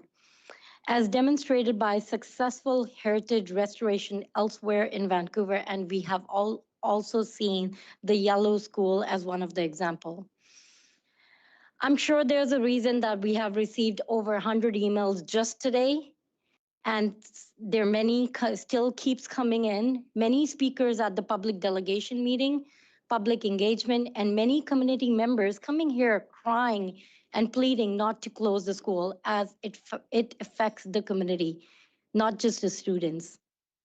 We have Agent Dix present in the boardroom this evening, and I'm sure he's here for a reason, hopefully in support of not closing the school. If funding is again refused by the provincial government, that outcome should be clearly understood as a provincial decision, not a failure of a board or the community. Preserving the site keeps future options open, including engagement with the change in the future government that may be prepared to work with the trustees and the community to protect this public asset. Keeping a school actually creates more job for educators and staff and strengthen public education in East Vancouver area. East Vancouver, I mean, oh my God, they already face so many issues: housing insecurity, affordability pressures. Neighborhood schools here functions as vital community anchors, often supporting families far beyond the classroom, even supplying food and helping them with the day-to-day struggles. Closing Sir Guy Carleton would further strain an already vulnerable community. This decision is not about short-term enrollment figures. It is about protecting a public asset, planning responsible for growth, and avoiding mistakes that are costly, permanent, and well documented. For these reasons, I will be voting against the closure of Sir Guy Carleton Elementary. Thank you. Trustee Fraser? Thank you, Chair. I'll be voting in support of the recommendation to close Carleton, and this decision comes with much sadness, as closing a school, especially one that is a cornerstone of the community, is a decision that is not taken lightly. I'd like to thank everyone who took part in the engagement, whether through the survey, at an open house, by email, or presenting to the board. Your care for Carleton and for public education are deeply felt and much appreciated. However, as has been noted earlier in this evening, a school closure decision is not a land use decision. The VSB owns the Carleton site and will continue to do so regardless of the decision tonight, if the school is closed or remains open. Since the 2016 fire, Carleton's buildings have been unsafe for use, and despite repeated requests to the province to restore or seismically rebuild the school, there has been no capital funding, leaving no option to reopen the school. However, there remain costs to the district to maintain the buildings. There are currently no students at the site who would be affected by the closure. All students in the former Carleton catchment are now part of catchments for the surrounding schools. We have heard many times that there is significant development happening in the Joyce-Collingwood neighborhood, and many presenters spoke about the changes they are seeing. We have enrollment data that suggests the surrounding schools will have sufficient space for future increases in student numbers. But I do acknowledge that it is difficult to have certainty about projections decades into the future, and so future boards will have to consider various enrollment management processes if the numbers do change in the future. We have heard from the CSF, the Francophone Public School Board, and they have a strong interest in this site being used for a Francophone secondary school, because their only secondary school in Vancouver, Jules Verne, is operating much above capacity. They say that a second school would support anticipated growth, and a site east of Main Street would reduce excessive travel times and serve East Vancouver. Their request reflects the constitutional rights of Francophone families to equitable education, and this is something the board must consider with care. Section 23 of the Charter reminds us that minority language education is not optional and that timely implementation matters.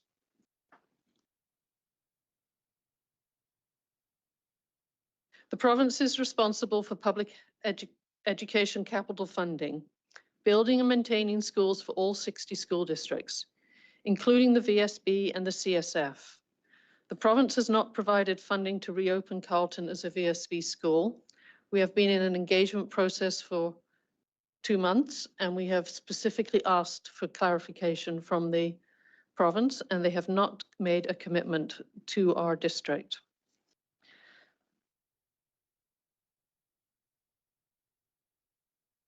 At the heart of my decision is the belief that public land should be used for public good. We will remain the owners of this site, and the CSF is also a public landowner for the French-speaking minority in Vancouver.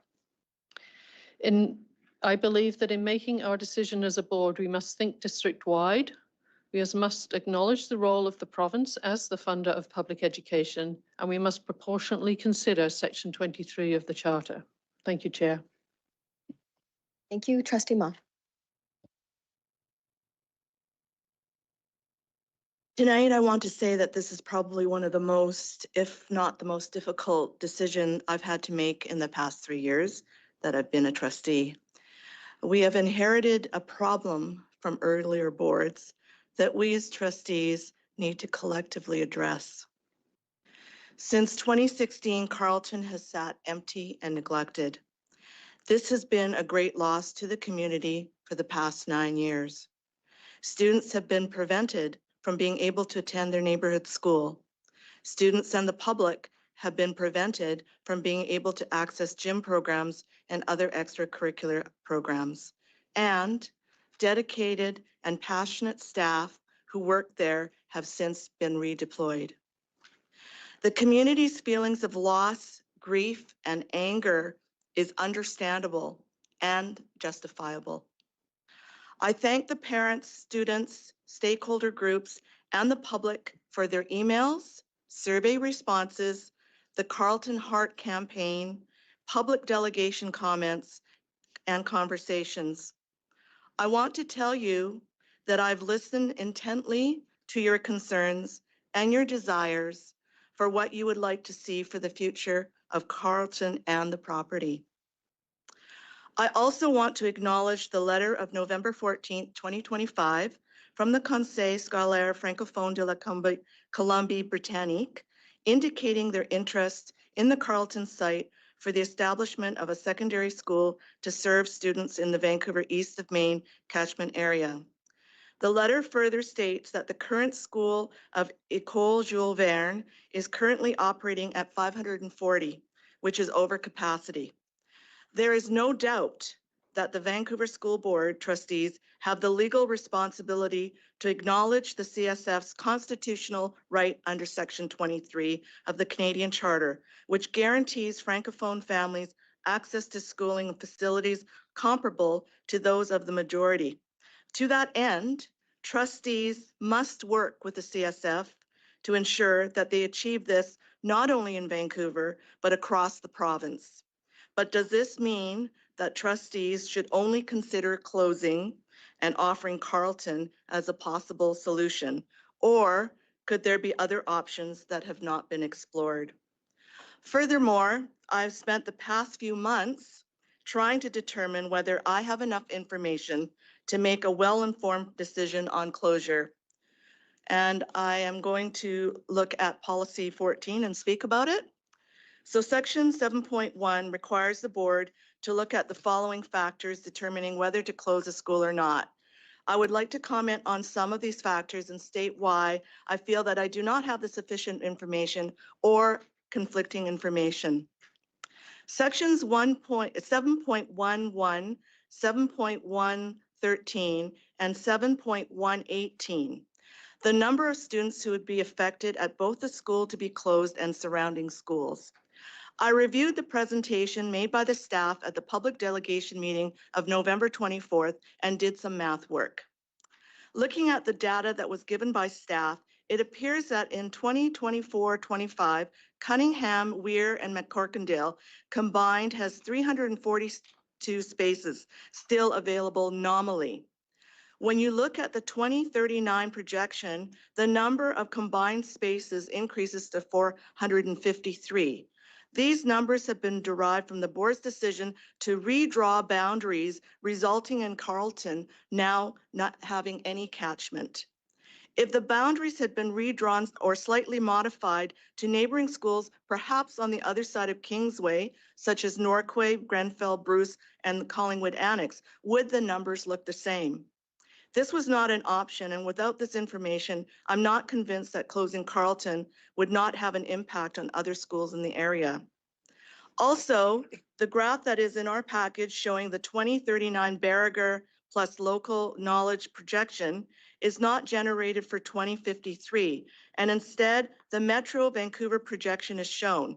Should we be looking at 2039 Metro Vancouver projections instead to get an accurate estimate of what the estimated enrollment could be? Section 7.1.2, enrollment trends and utilization for school and surrounding area. Looking at the data from November 24th and the data that's been presented at Facilities Planning Committee, as a trustee, I'm not aware of whether or not staff had had discussions with the City of Vancouver in regards to how the closure of Carleton would affect the draft Vancouver official development plan and vice versa. A key component of the plan states a direction: ensure public schools are supported as integral features of complete neighborhoods. The official development plan also has a policy, and I state, if a school district deems it's necessary to close an existing school or dispose of any lands, work collaboratively with the school district on appropriate reuse of the site or portion thereof, with considering of supporting other educational, social, and recreational needs of the service of the community they serve. Alternate uses of the site of closed schools or portions of the school sites considered to be surplus should be institutional and should continue to include outdoor open space. In other words, we shouldn't be having just that discussion with the City of Vancouver afterwards. We should be having it all along leading up to whether or not we want to close a school. Section 7.1.4, proximity to possible receiving schools and the routes to schools. We have heard from many parents who must now walk or drive to a school when their children could have gone to their neighborhood school of Carleton, and they have found this difficult. We heard the other night from a family that said that in an intergenerational family, a grandma or a grandfather who is elderly and has to accompany a kindergarten student to school, 1.4, 1.2, I don't care if it's 1 kilometer, it is difficult. As a district that states as one of its goals to improve equity, it is our responsibility as trustees to ensure that families have access to their neighborhood school, not a neighboring school, and the opportunity to keep all siblings together at the same elementary school or the same high school if the families request it. I am a firm believer in neighborhood schools and complete communities, and Carleton's closure would have a further negative impact on our goals as a board. Section 7.1.5, financial considerations including anticipated cost savings. We were told that it costs approximately $65,000 a year to maintain the site. I did some more math, and if we take 9 years into consideration with that amount, that's $585,000. Today, we were told 10 years, it would be $650,000. The BC assessment value for the Carleton site in 2016 was approximately $41 million. Today, the property is now worth a little over $60 million. Even if we consider $650,000 we have spent on keeping the property unusable, we now own property that is almost $18.5 million more. If we were not to close Carleton, make a new business case to the province, work with the city of Vancouver and possibly the federal government, we could rebuild a bigger, better Carleton that could serve the community for generations to come. Section 7.1.6, facility and condition. The current condition of the property to me is a red herring. The inaction from the board since 2016 has led to the condition it is today. To say we should close the school and get rid of it because it's run down or seismically not safe is not a valid reason. If I owned a house that was old and starting to fall apart, or if it had had a fire or a flood, would I just get rid of it? No. I would probably either renovate it, rebuild it, if I had the funds to do so. If I didn't have the funds, I would either ask for a loan or help to do so. I believe that it's not too late to put together a business case and go to the Ministry of Education and Childcare and the Ministry of Infrastructure to get that funding.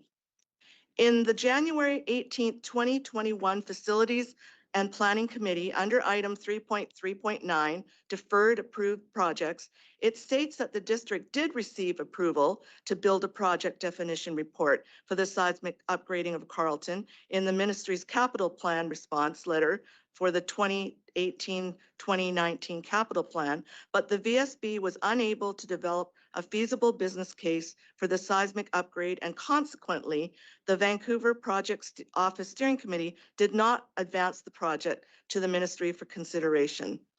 I was not made aware of this information until recently, and I believe that if we want Carleton to be reopened, we should work on creating a feasible business case to get that funding. Section 7.1.7, district choice and special education programs offered at the school. This is something that I have not been made aware of.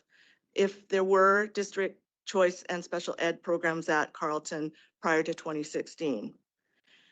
We know that this could be an opportunity for the board to make a case that perhaps we do need such programming in the Carleton community. Section 7.1.9, impacts on community users operating in the schools offered at the school. Since 2016, the community has lost access to gym rentals and students have lost access to extracurricular activities. Connections to one's community, particularly for young people, is important in their social, physical, and mental health being. When students and youth are sent to schools outside of what should be their neighborhood, this affects their ability to form friendships and other social networks. With the planned density happening in the Collingwood-Joyce area, this could further exacerbate social connections.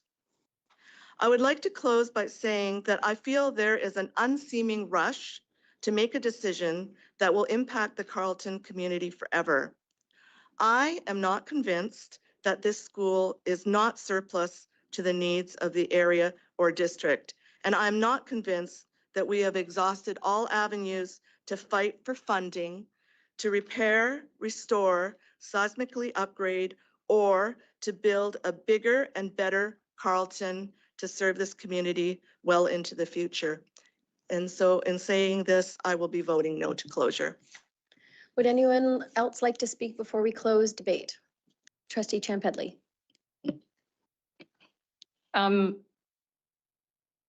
Two things. Trustees must stop misquoting the former Secretary Treasurer. It's not that the VSB did not develop a business case. We have. It's called a PDR. The province denied it because they chose not to see the value in Carleton. They refused to see the business case, not that we did not present one. Second, land is not worth anything unless you want to sell it. So quoting land prices is meaningless unless you mean to sell it, which we don't. So I just want to point out that land prices is a distraction in this discussion. Trustee Reddy, would you like to speak? Yeah, thanks, Chair. Again, just confirming that the readings will happen at a future meeting. Tomorrow. Yes. Tomorrow we'll do the third reading. Okay. Yeah, and I it's just- already in our calendar for those at the table. I just want to confirm if that's adequate notice for the public, because it's not in the public calendar. Yes, I believe it should be in the public calendar. Let's confirm. Thanks for that.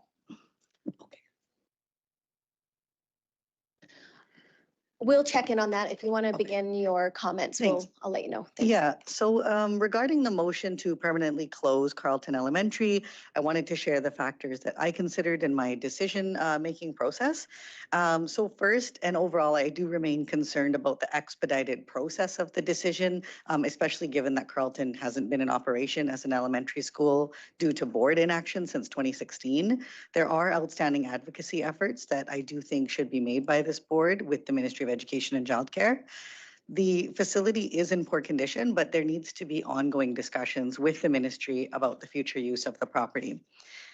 Second, in the Joyce Collingwood area, as we heard from residents, there is a need for increased public infrastructure in the neighborhood, not less.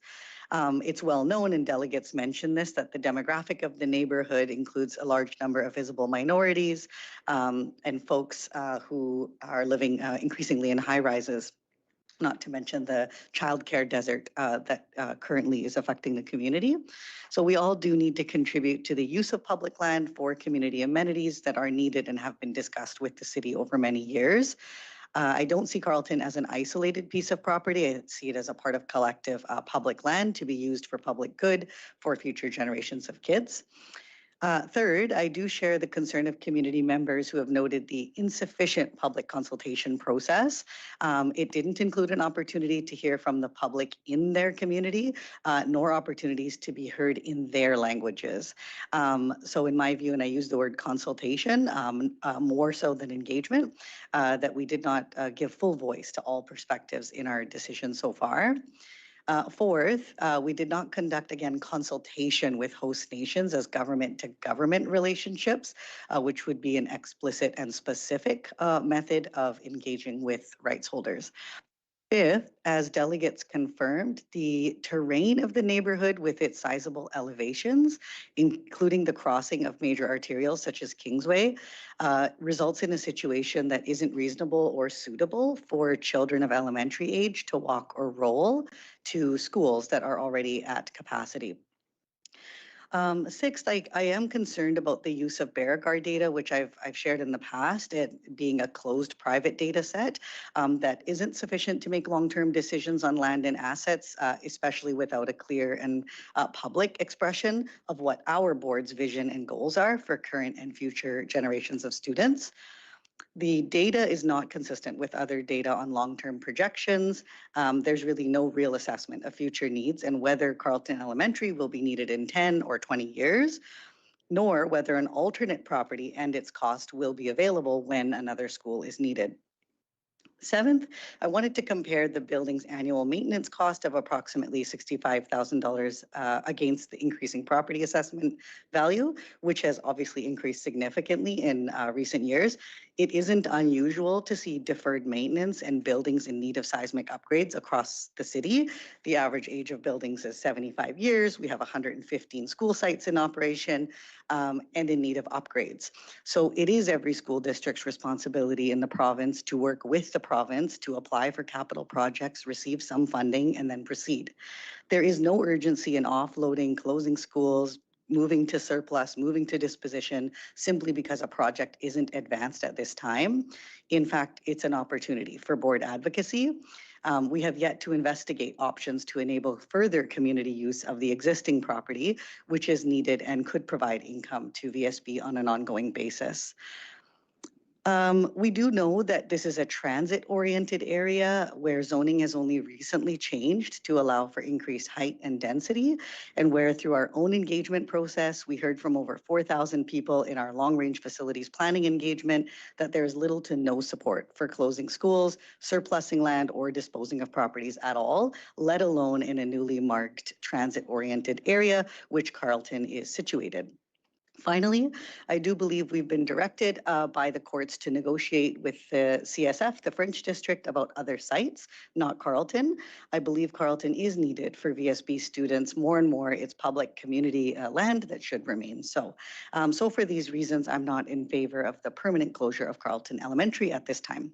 Thank you. Trustee Chin? Thank you, Chair. originally, I think I was planning to abstain my vote, but then I thank you, thank you, Trustee Ma and Trustee Reddy, to keep mentioning about the future use of the land. And I think it's very important on this stage that like we have a lot of imagination regarding this piece of land. We can be seismic upgrade, we can build a different kind of like better school or like better facility for the neighborhood. So like I think I'll change my mind that like I will vote for closer for school so that we can further for discussions. Thank you. Okay, I'm going to speak and then we'll have Trustee Richardson close. Oh, Trustee Fraser? I just like, if I may comment before or after you speak now? Absolutely. Okay, I'd like to comment on the suggestion that there was board inaction and that the school is not open because of board inaction. And I disagree with that. I've been on the board since this fire occurred. And we were very active in trying to get the insurance to get the school restored to its pre-fire state. We were very active in trying to get the seismic project moved forward. And in my opinion, the reason that the funding did not come was because the ministry said no. It was not because of inaction on the board. And I'd also like to comment on the suggestion that we did not consult with local First Nations. We have set up, as required under the School Act, the Indigenous Education Council for as the place where the consultation with First Nations happened. And as noted in the engagement report, that consultation did happen appropriately. Okay, Trustee Chan Pedley.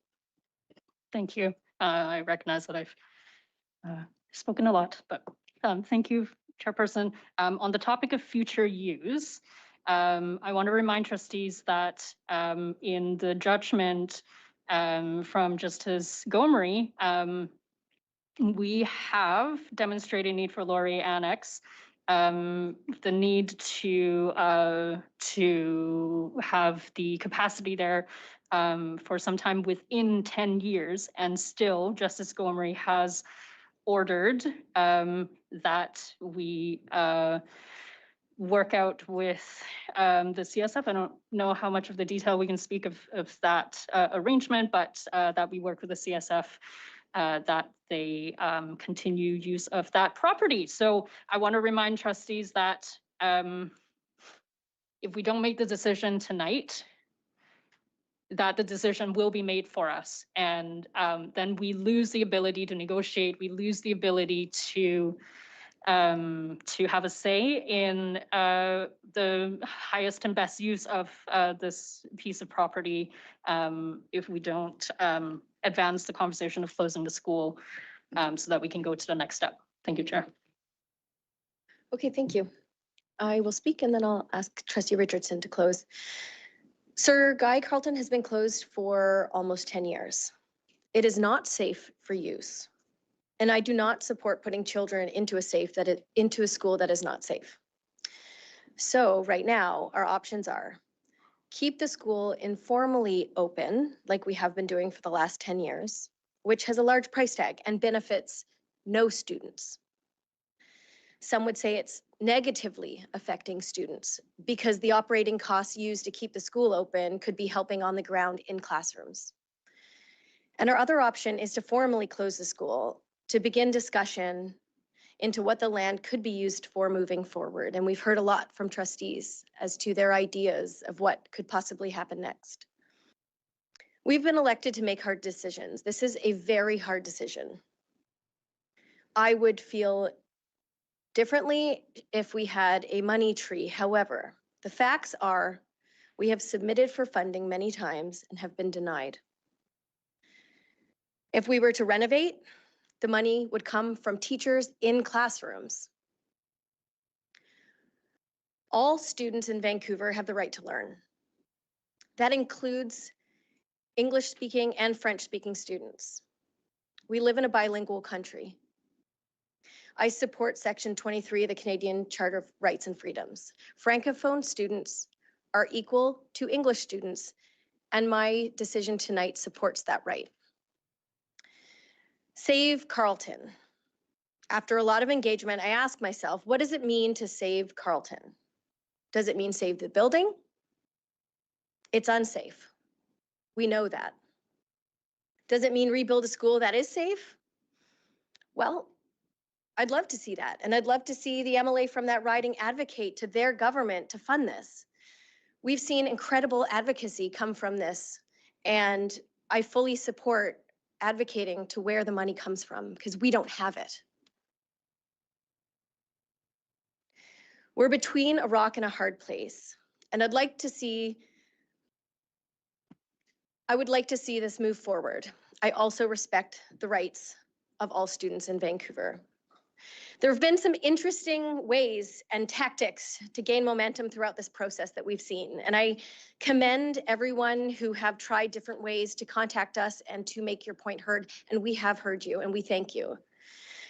It's been absolutely amazing. We've received thoughts through email, through our official engagement, through social media, and the amount of hours the community has spent sharing their views with us has been remarkable. And all of our time is worth a lot. And so thank you for continuing to share your views because that helps inform the board on the decisions that we make here at the table. I will be voting in favor of closing because I put more value on students in schools than empty buildings. Trustee Richardson, would you like to close? I have nothing further to say on this matter. All those in favor of the motion that is currently on the screen? Trustee Richardson, Trustee Chen Pedley, Trustee Fraser, and Trustee Young. Those opposed? Trustee Ma, Trustee Reddy, and Trustee Friedcoat. Abstentions? Okay. Or I guess that's everyone. Trustee Chen, you did vote the first round? Okay, perfect, thank you. Okay, so the motion carries. And I just want to update everyone before adjournment. I do just want to comment back to Trustee Reddy on it was in our calendars as a board, and I realized that it would made no sense if we had had 3 bylaw readings. So now that at the board table we have not done the 3 readings, that means that we'll put that in the calendar and let the public know that we have that meeting happen. And it's online and you can view it virtually. I think all of us will be joining in virtually. I think so. Trustee Reddy? Thanks, Chair. And just to the Secretary Treasurer, what would be adequate notice for the public? Because this would be tomorrow at noon, right? Please. In accordance with board policy, notice is required to be given only to trustees, and adequate notice was provided to trustees. No new information is going to be shared with the public or trustees ahead of tomorrow's meeting. So the public is fully aware of all the information that will be considered by trustees at tomorrow's meeting. That meeting will occur at noon tomorrow and will be live broadcasted to the public. Thank you. And thank you to everyone sitting around the table and to staff. This has been an incredibly difficult decision. And we appreciate the support and all the work that went into gathering this information. There are no other agenda items tonight. And if seeing no objections, we can adjourn by consensus. Thank you. Adjourn at 7:08 p.m.